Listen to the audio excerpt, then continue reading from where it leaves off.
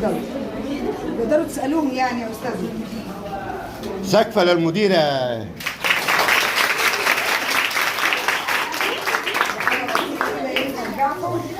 وليكم عندي كل يوم حاجات حلوة زي دي، بس بشرط واحد. ايه هو؟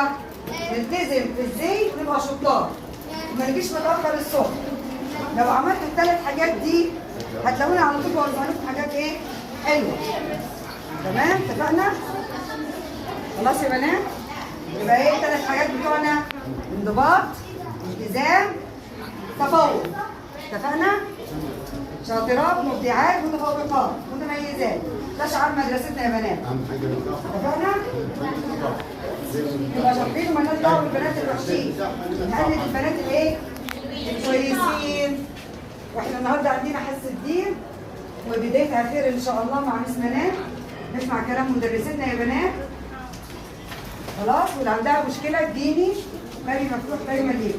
اتفقنا؟